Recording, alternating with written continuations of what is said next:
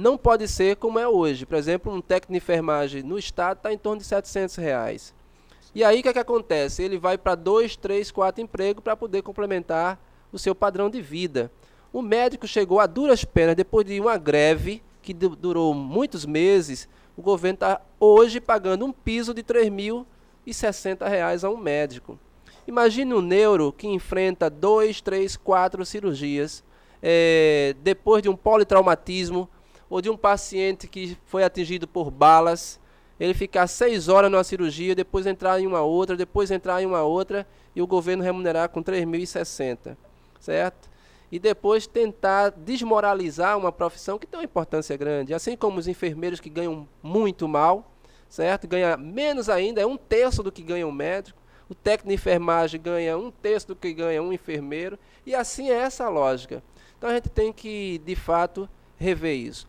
E dizer o seguinte, todo aquele exame de apoio diagnóstico, certo? Por exemplo, um raio-x, uma tomografia, nós vamos fazer no interior. E vamos acabar com esse negócio do pessoal chegar de 4 horas da manhã, quando não chega no dia anterior, para marcar uma consulta que vai demorar 6 meses, 3 meses para ser atendido. E não tem a resolutividade. Então, se pode fazer isso, tem muito dinheiro no município, a maioria dos prefeitos estão desviando dinheiro. Hoje eu fiquei sabendo de uma denúncia num debate na Confraria da Educação, que 25% das verbas da educação e da saúde são desviadas, já tem uma comprovação, certo? É muito dinheiro que a gente desperdiça. É lamentável. Então, nosso programa é via prevenção e valorização dos profissionais. Gisele? Candidato, um dos problemas dos trabalhadores do nosso estado, nós sabemos que é a falta de qualificação. Se o senhor for eleito, como o senhor pretende resolver esse problema e diminuir a taxa de desemprego que é causada em boa parte por esse problema? Pessoal, Gisele, esse é um debate também fundamental. O governo do estado, e não é só o governo do estado, isso é uma política internacional de qualificar. Mas vamos olhar agora, dia 29 de setembro vai ter uma atividade importante, que é uma greve geral na União Europeia. Vai pegar a França, que parou hoje, a Espanha, a Itália, a Grécia. Por quê? Porque há um crescimento do desemprego, apesar de termos ali pessoas super qualificadas. Há uma crise econômica que a classe dominante produziu no mundo, se gastou 24 trilhões para salvar os banqueiros e grandes empresários com a última crise. Todo mundo acompanhou essa crise de 2008. E que terminou aqui no Brasil reduzindo o PIB para um PIB negativo de 0,2%. E o que significou isso? Como é que eu tiro agora esses 24 trilhões que eu utilizei para salvar empresários e os ricos? Que é uma crise que eu não criei. Eu vou tirar de algum lugar. E uma das coisas que ele vai fazer é desempregar as pessoas que já são qualificadas. Nos Estados Unidos, as pessoas que estão desempregadas, que são 20 milhões, a maioria tem formação superior, tem pós-graduação, falam 3 línguas e estão desempregados. Na Europa, a mesma coisa. Quem está perdendo emprego são pessoas super qualificadas. E aqui no Brasil, Gisele, tem uma coisa interessante, curiosa. Quem tem nível superior está perdendo o seu nível salarial, está rebaixando. Se você ganhava há 5 anos atrás em torno de R$ 3.000, um exemplo, você hoje deve estar ganhando 2,5 ou em torno de 2.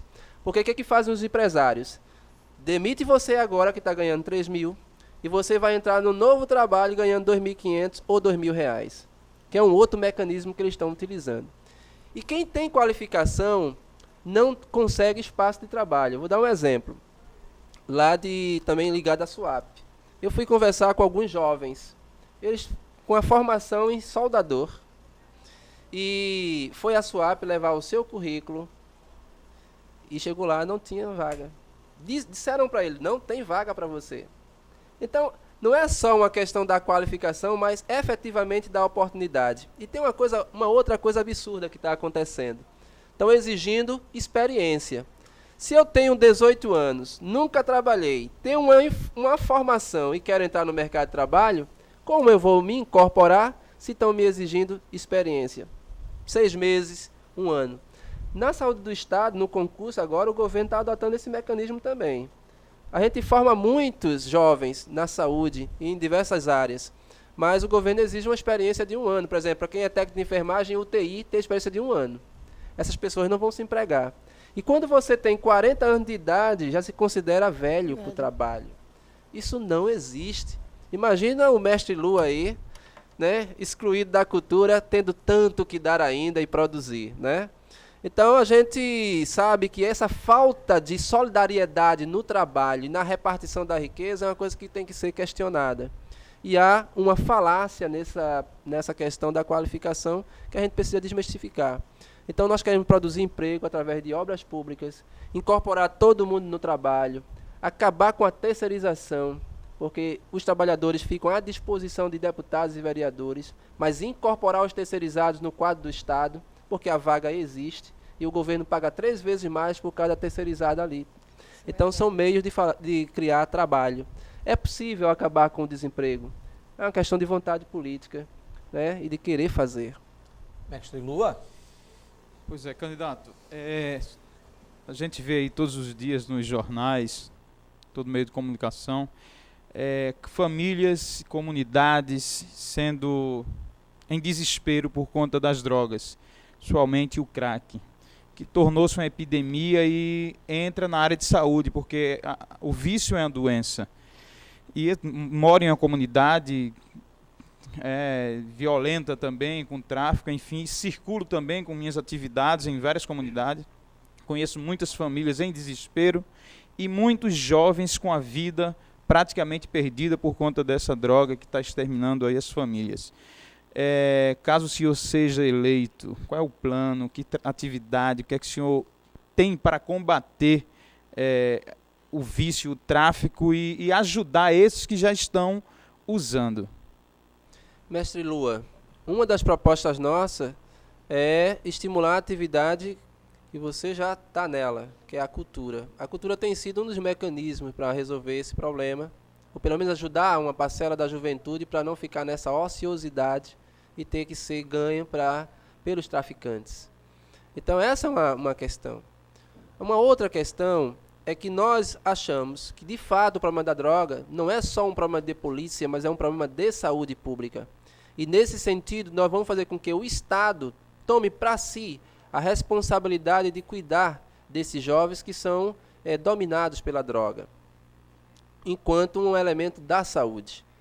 Eu acho que a questão da FUNASE, por exemplo, ou de outros presídios, para tratar do usuário da droga, é um equívoco total, que você não ressocializa essa pessoa. Pelo contrário, você joga ainda mais para a violência. Então, essa é uma medida fundamental.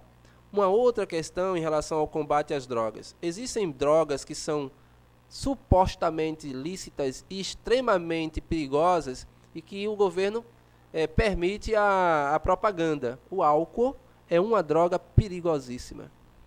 Nós temos também uma droga pouco falada, mas que precisa ter controle, né, que é o próprio café. E é uma droga lícita. A Coca-Cola é uma droga lícita. Por quê? Porque o refrigerante em geral e a Coca-Cola em particular descalcifica os ossos, destrói a saúde. Nós tentamos em uma das conferências, na 10ª Conferência de Saúde, sobretaxar os refrigerantes. Nós não conseguimos aprovar isso na Conferência de Saúde, mas deveria ser sobretaxado, porque ali tem uma série de substâncias químicas que provocam dependência. Né? Então, são algumas discussões em torno da droga que a gente precisa aprofundar. Por exemplo, o controle da indústria farmacêutica, que utiliza a cocaína como fonte de elementos ativos para formar outras drogas. É utilizada e não tem nenhum controle. E outra questão em relação ao tráfico. A gente viu que na Colômbia, que se diz que a Colômbia é um dos maiores exportadores de cocaína e tal, etc., primeiro, a cocaína é uma droga milenar. Os índios sempre utilizaram, principalmente nos Alpes, certo? Então, como forma de você poder respirar melhor. Então, tem muitas drogas que são perseguidas pela polícia que poderiam estar sendo utilizadas como medicamento. A maconha é uma delas, que em Israel é utilizada para você tirar a dor daqueles combatentes de guerra. E é a única droga que consegue fazer isso. Mas não há uma aplicação medicinal. E o governo deixa sobre o controle privado a questão da droga, não enfrenta como deveria. Por quê? Porque a droga hoje é uma das maiores fontes de renda do capital. Dos empresários, de muitos empresários, que a polícia faz de conta que não vê. Mas quem estava exportando droga da Colômbia para os Estados Unidos era o comandante do exército americano. E é preciso dizer isso. E eu não conheço esse comandante preso hoje. E tem muita gente grande envolvida aí com tráfico de drogas, e a gente precisa combater. Mas o governo combate os pequenos. 95% dos presidiários hoje são pessoas que são usuárias de drogas, certo? Alguns, de fato, cometeram crimes de assassinato, mas a maioria roubou uma galinha, certo? E não tem uma justiça que, de fato, resolva esses problemas. Então, a gente quer criar um conselho de segurança, formado não só por policiais bem remunerados, técnicos, certo? Mas acabar com essa forma de comando. A gente quer eleição para os cargos de comando, para acabar com essas duas polícias, porque a gente sabe que existem dois tipos, um de honesto e outro de desonesto, certo? E aí nós vamos fazer isso. E também, junto com as polícias, criar conselhos de segurança nos bairros, formados pela população, pelos líderes comunitários, que conhecem o jovem que está envolvido na droga. Esse é mais fácil chegar, conversar e ter um controle mais efetivo. Já vivemos essas experiências em outros momentos e é possível aplicar. Não é o que o governo quer fazer, mas aí o controle da droga vai ficar sobre o Estado e não sobre o controle privado. Olha, daqui a pouco, depois do intervalo, nós vamos ter as perguntas dos estudantes universitários. Já, já. Sai daí não, nós vamos fazer um rápido intervalo e daqui a pouco a gente volta com a entrevista com o candidato ao governo do estado pelo PSTU, Jair Pedro. Já, já a gente volta.